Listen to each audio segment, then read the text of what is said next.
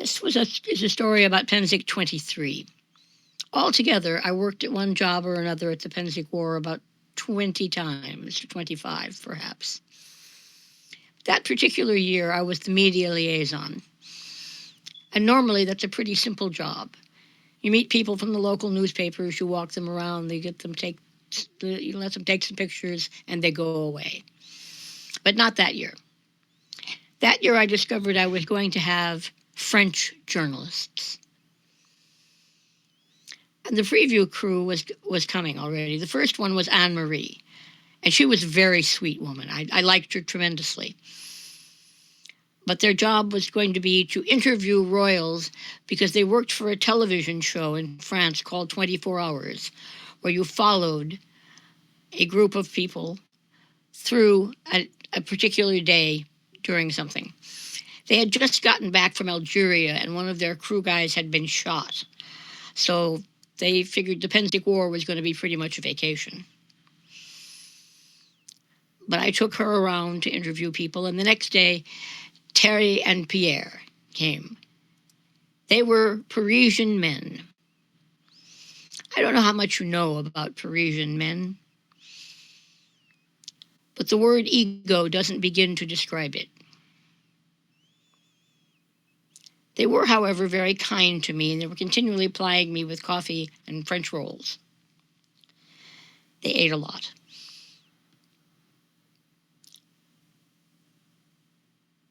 And on the third day,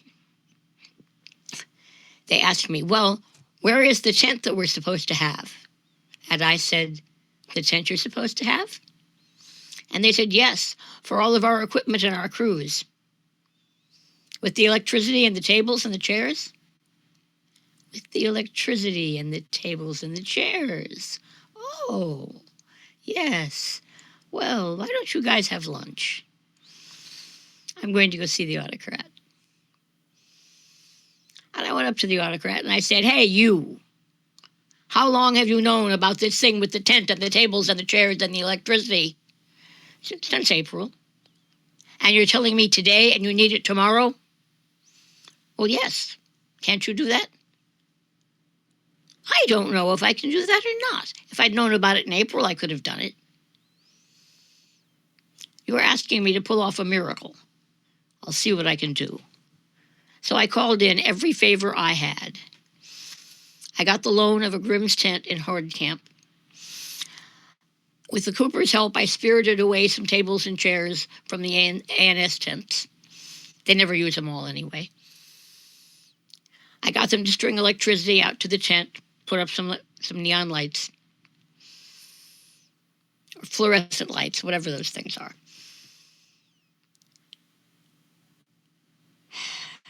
And while all that was going on, we went on our final round of Crown interviews because they'd narrowed it down to about 4 or 5 people. One of whom was the Queen of Trimaris. So we all drove out to see the Queen of Trimaris, and they interviewed her, and she said, at the end of the interview, which she had handled beautifully, she said, well, now I've answered all your questions. It's time for you to do something for me. And they said, of course, what is that? She said, you must learn to say our Trimaran saying, our national saying.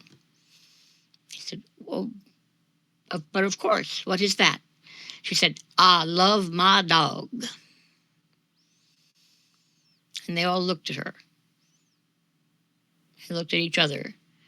And then they went, I love my dog.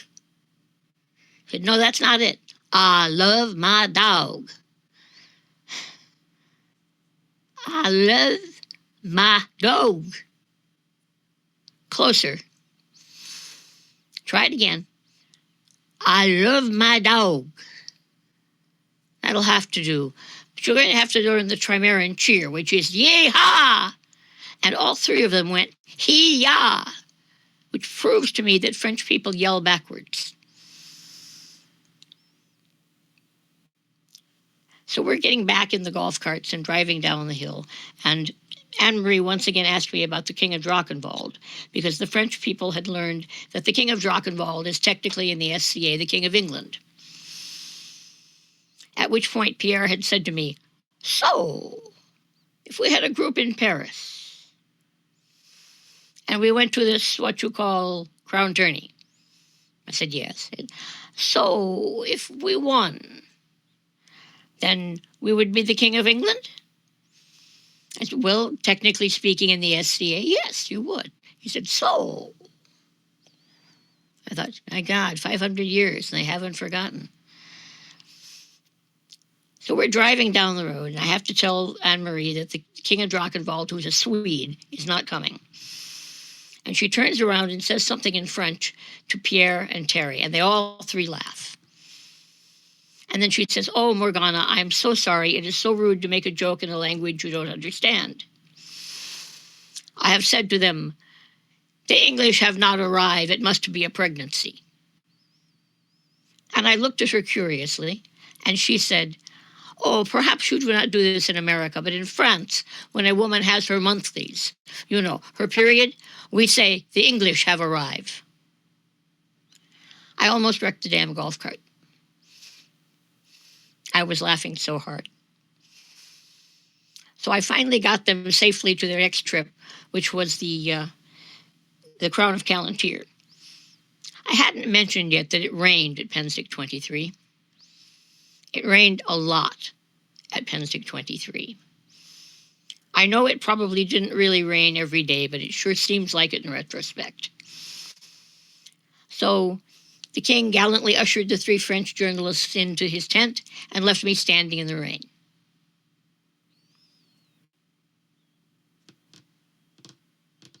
And I know this is going to take a while. So I'm standing in the rain, trying to keep under the hood of the golf cart a little bit. And then the Prince of Callantyre, who was Erengland, came out and said, Mistress Morgana, why are you standing in the rain? And I said, beats me, Your Highness. He said, would you like a beer? And of course I said yes. So he took me over to the shade fly of his tent and gave me a beer, and we sat there and drank beer and talked while the interview went on. And then I went back got in my soggy golf cart, and my French journalist came out and got in their golf cart, and Anne-Marie got in with me, and we drove down, and they said, oh, Morgana, you are all wet, we must get you a coffee. So we went to the food court, and sure enough, they bought me a coffee. And I didn't even try and explain about decaf to the French. I just drank the coffee. And they were having an animated conversation about the interview they had just had. And I don't know for sure what it was they said to each other about the fact that I had been left standing in the rain. But even I know enough French to recognize the phrase, Leroy Callantyre is non chivalrique. So I figured, well, that takes Khan off the list.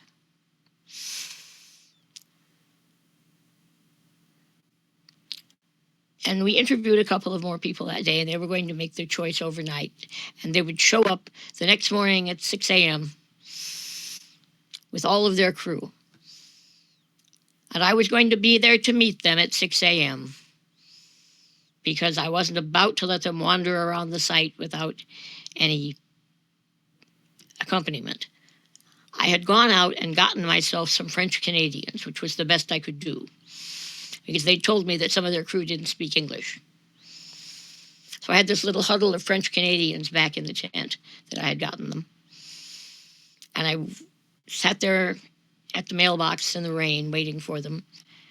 And they drove all up in their cars and got out and were waved through, which you don't charge the press. And they were all wearing, I swear to God, pink and rose Crusader outfits.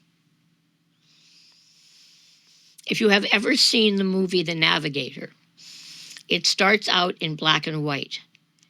And there's a scene in it of people coming home from the Crusades, and they are ragged and tattered and faded. And it looks very realistic in black and white. These were those costumes. In real life, they were pink. And the Crusader's cross had faded to a dusty rose. So I had 4 teams of French journalists with cameras, huge cameras, a bunch of technicians, and Anne-Marie and Pierre and Terry, all in pink Crusader costumes.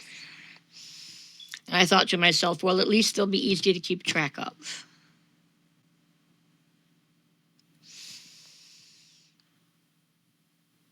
So they got their assigned targets and they took their camera crews. And first thing they wanted to happen is they wanted to go out into the battlefield and film the battle in the battlefield. And I said, no, you won't either. And they said, we have just come back from Algeria where people are shooting at us. How dangerous can it be? Just wait, I said. The cannon went off. The field battle began. And they looked, and their eyes grew big. And they looked at their very expensive equipment. And they looked at this forest of waving rattan hitting on metal and saying, yes, perhaps this is not such a good idea. We will film them from here. Good thought. Really good thought. So all that day, I'm driving around keeping track of the French journalists. They've got food, they've got wine, they've got bread in their tent. They brought everything that they would need: grapes, bread, good wine, roast chickens. So they're eating and filming and they're having a big time.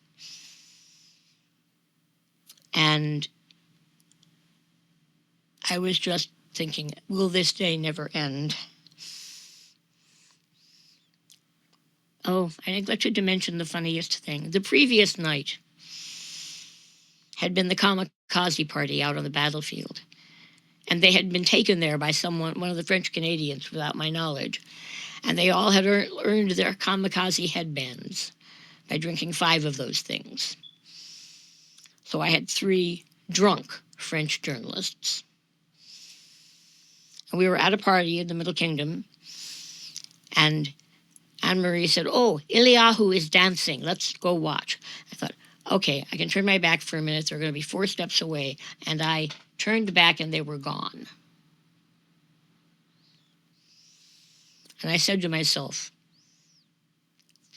3 drunk French journalists at the Pensic War, what can possibly, oh my God. Can I say international incident? So I got my golf cart and I drove around from camp to camp asking everyone I saw, pardon me, have you seen my French journalists? And they said, how would we know? I said, they'd be speaking French, or at least a language we didn't understand. I'll take my chances. And no one had seen them. I searched the entire campground for hours. The next morning, I got some very bedraggled, hungover crusaders who had evidently gone back to the hotel after the kamikaze party and swore that they had jet lag. And I'd spent half the night driving around asking, pardon me, have you seen my French journalists? Anyway, we got through the day. They filmed, I believe it was the King of the East. I know they filmed the autocrat, which I think to this day was a mistake because we almost didn't have a Pensic War that year. He didn't order anything. The tent people, golf cart people, and table and chair people called up my sister, who had autocrated the previous war, and said, aren't you guys going to order anything this year? And she said, oh my God, just send whatever we had last year. He hadn't ordered any Grimm's tents either. We had to do that. So there was a war in spite of him. But French journalists wanted to follow him around. They followed the King of the East, and I don't know if they followed the King of the Middle or not. I lost track of that one. But we got through a whole day with no international incidents, thank God. And eventually, well after dark, they were packing up their equipment to go. And Anne-Marie and Terry and Pierre brought me this amber and glass necklace that they had bought for me as a gift for being so good to them. And I was thinking, oh, if you only knew what I had to do to get that tent. But they said, we hope that one day, when you tell your stories, you will perhaps remember us in them. And I said, oh, you may be assured of it. But I am utterly certain that they did not believe that those stories would contain, I love my dog. And, pardon me, have you seen my French journalists?